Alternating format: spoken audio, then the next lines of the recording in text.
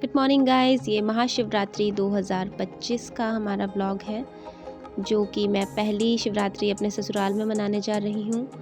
और सुबह सुबह जल्दी से उठ के नहा के हम आ गए हैं हमारी किचन में। और साफ़ सफाई करने के बाद सबसे पहला काम मम्मी ने बताया कि हमें जो होता है वो हमारा जो चूल्हा होता है, इधर तंदूर भी इसको कहते हैं हम, तो इसको हमें मतलब यहाँ पे इसको गेठा लेसना कहते हैं, मतलब कि इसको साफ़ करना है और इसको ग्रीसिंग करनी है इसकी ऑयल से, ताकि ये भी एकदम न्यू सा लगे, एकदम नया वाला लुक दे। और ये हमारी सुपर मॉम लगी हुई है काम में, क्योंकि मुझे तो अभी कुछ आता नहीं है, तो मुझे सिखा भी रहे हैं साथ साथ, ताकि अगली बार मैं खुद भी कर सकूं अगर मैं घर पे कभी अकेली हूँ तो सेकंड स्टेप है हमारा क्लीन करना है इसको हमने बॉटम साइड से। अब जो ऊपर वाला काम है वो तो हमारा हो गया। और एक मिक्सचर बना लेना है चिकनी मिट्टी पानी का, जिससे हमने जो नीचे वाला एरिया है तंदूर के नीचे का, उसको हमने गीला कर लेना है दोबारा से, जैसा कि आप वीडियो में देख पा रहे हो। तो इससे क्या होगा, ये साफ़ भी हो जाएगा और बिल्कुल न्यू सा लगेगा। जैसे कि पुराने घरों में हम मिट्टी से लेपा करते थे घरों को अंदर से, गोबर और मिट्टी के साथ, तो वैसे ही गोबर मिट्टी और पानी से हम इसकी भी लिपाई करते हैं। तो इसकी चारों तरफ से लिपाई होने के बाद मम्मी ने ले लिया है वाइट कलर की मिट्टी को अपने हाथ में। अब ये नाम तो बताया था कुछ, पर मुझे याद नहीं है क्या कहा था। मतलब ये वाइट सी कलर की मिट्टी होती है, चूना नहीं है ये, तो मिट्टी का ही कुछ, मिट्टी के टाइप का है कुछ। तो इसको भी हमने गीला कर लेना और इससे इस तरीके से निशान लगा लेना है। तो कुछ और भी बना सकते हो, मैंने देखा हमारे घर में इस तरह के डिज़ाइन होते हैं। हम उषा भाभी के घर गए तो उन्होंने कुछ और तरह के डिज़ाइंस बनाए थे, लाइंस टाइप की। तो आपकी इच्छा है, मतलब जैसा आपको अच्छा लगे, जैसा आपने इसको डेकोरेट करना है वैसे आप कर सकते हो। तो ऐसे कुछ डिज़ाइन लगाने के बाद फिर मैंने कहा मम्मी को, क्योंकि शिवरात्रि है तो हम महादेव और पार्वती माता का नाम लिखते हैं एक साइड पे। And this is how it looks after completion. बहुत ही प्यारा, लेकिन अभी सूखा नहीं है पूरी तरह, तो एक बार मैं बाद में भी दिखा दूँगी आपको। इसके तुरंत बाद, क्योंकि महाशिवरात्रि है, तो हमारे यहाँ हिमाचल में बनते हैं पकैन, या इनको आप बाबरू भी कह सकते हो, पोल्डू भी कहते हैं कुछ लोग, तो वो भी हम बनाएंगे आज। तो उसके लिए सबसे पहले हमें क्या कर लेना है, आटा ले लेना है हमने। होल व्हीट आटा भी ले सकते हो, सुपर फाइन आटा भी ले सकते हो, जितना आपको रोटियां बनानी है उसके हिसाब से। उसके बाद हमने ईस्ट डाल देना है इसमें। मम्मी ने यहाँ पे कुछ 1.5 डब्बा, इसकी छोटी सी पैकिंग आती है, वो यूज़ किया है 2 किलो आटे के लिए। हमें ज़्यादा डालना पड़ा थोड़ा सा, क्योंकि हम चाहते थे कि आटा जल्दी फूल जाए, क्योंकि रोटियां टाइम से बना के सबको बांटनी भी होती है। तो अब ये आटा गूंदने का प्रोसेस हो गया है हमारा स्टार्ट। पानी हम इसमें थोड़ा सा गर्म ही यूज़ करते हैं आटा गूंदने के लिए, ताकि आटा जल्दी फूल जाए। और अलग अलग तरह के बनाते हैं लोग, बाबरू या पकैन, या हमारी साइड इसको डुगदे कहा जाता है। तो अलग अलग तरह से बनाते हैं लोग, कुछ लोग सॉल्टी, कुछ लोग स्वीट, कुछ लोग बिल्कुल प्लेन, मतलब बिना कुछ डाले। तो हम फीके वाले बना रहे हैं, बिल्कुल प्लेन। तो अब गर्म पानी के साथ आटा गूंदा जाएगा, जिसमें ऑलरेडी ईस्ट डाल दिया, ताकि आटा जल्दी फूल जाए। और हमें आटा पानी गर्म करना इसलिए भी ज़रूरी है, क्योंकि हमारे यहाँ पे बहुत ठंड होती है, और अगर ठंडे पानी से आटा गूंदेंगे तो वो जल्दी फूलेगा ही नहीं।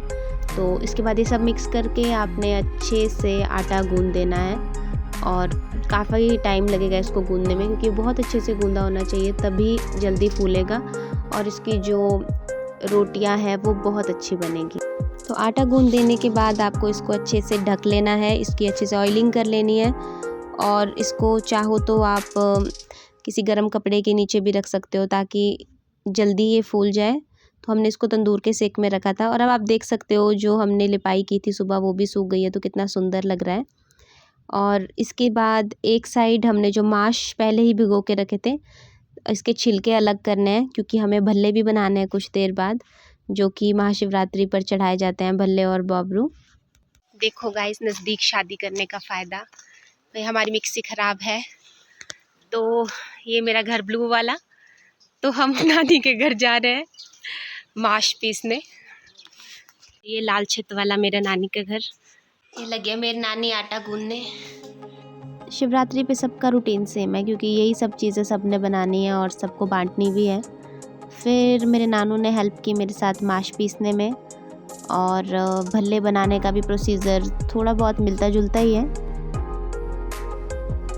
एक दिन पहले आपने माश भिगो के रख देनी है और अगले दिन उसको अच्छे से वॉश करना है ताकि जो उसका ब्लैक ब्लैक वाला छिलका है वो सेपरेटली निकल जाए। उसके बाद माश को ग्राइंड कर लेना है, उसमें ईस्ट डाल देना है और उसको अच्छे से घुमा लेना है ताकि उसमें एयर इनकॉर्पोरेट हो जाए और वो सॉफ्ट बने। इसके तुरंत बाद हमने तवा गरम कर लेना है और तवे पे डालना है जीरा, धनिया और लाल मिर्च। एंड ट्रस्ट मी, आपके पैकेट वाले गरम मसाले इतने ज़्यादा स्वादिष्ट नहीं होंगे जितने कि तब जब आप खुद ये मसाला प्रिपेयर करेंगे। तो रोस्ट कर लेना है हल्का सा जीरा, धनिया और लाल मिर्च को। ये भल्ले के लिए हम करने जा रहे हैं, तो रोस्ट करने के बाद इनको हमने अच्छे से पीस लेना है और जो माश का मिक्सचर आपने रखा था उसमें मिक्स कर देना है इस सारे मसाले को। नमक नहीं डालना है यहाँ पे, याद रखिएगा, और हरा धनिया डाल देना है काट के पतला पतला। ये है मेरी मासी का घर। यहाँ पे गूंद दिया है आटा और कढ़ाई डाल दी है और मासी लगी है डुबदे बनाने।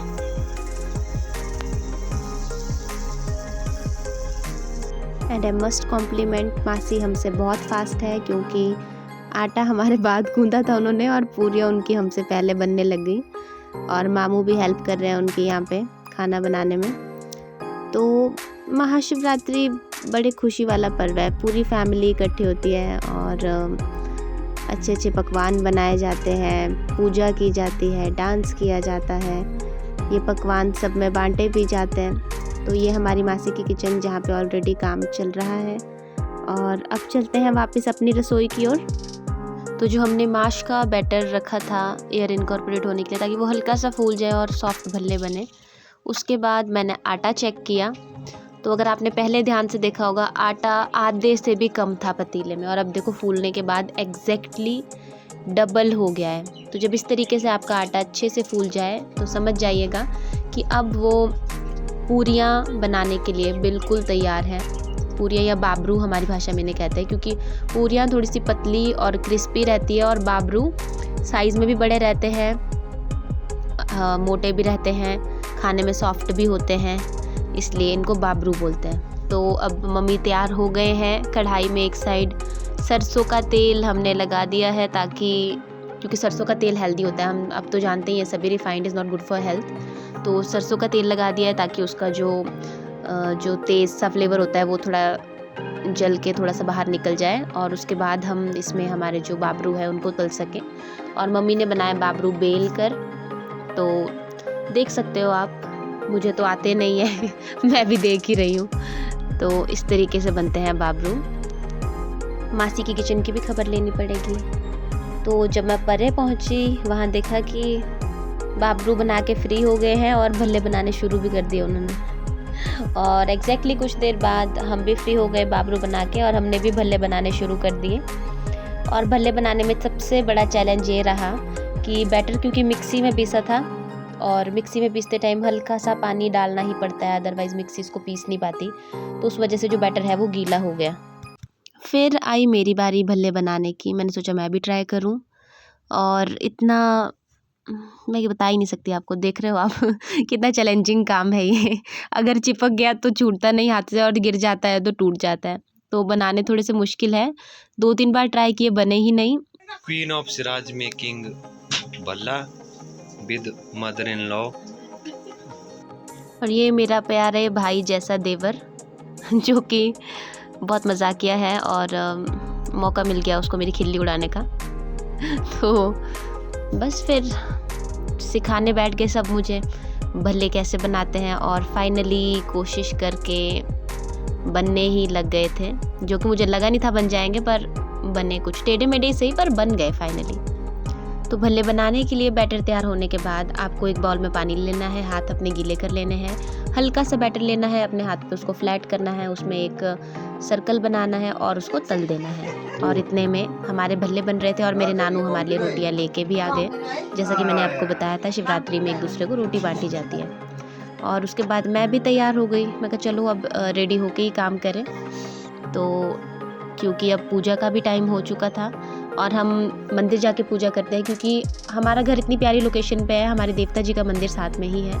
तो बहुत सारे बाबरू बन गए थे, भल्ले बन गए थे, और मैं चली गई मंदिर की ओर। तो मेरा प्यारा देवर और छोटा भाई ध्रुव आया मेरे साथ और हमने हमारे देवता श्री तुंगासी महादेव और माता महामाया देवी, जिन्हें कि महादेव और पार्वती का रूप कहा जाता है, उनकी पूजा की। महाशिवरात्रि पर उन्हें भल्ले और बाबरू बड़ी श्रद्धा से अर्पित किए और उसके बाद हम गए हमारे बड़े ताऊ जी के घर, फिर छोटे ताऊ जी के घर जहाँ सोई लगाया जाता है।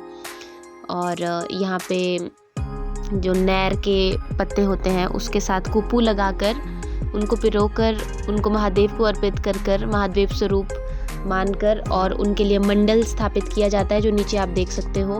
भल्ले बाबरू रोट चढ़ाए हैं और इस तरह शिव जी का आवाहन करते हैं, शिव जी की पूजा की जाती है। और फिर हमने किया बहुत सारा एंजॉय, क्योंकि हमारी फैमिली बहुत बड़ी है और हम सब इकट्ठा हुए और हमने रात भर नाटी की।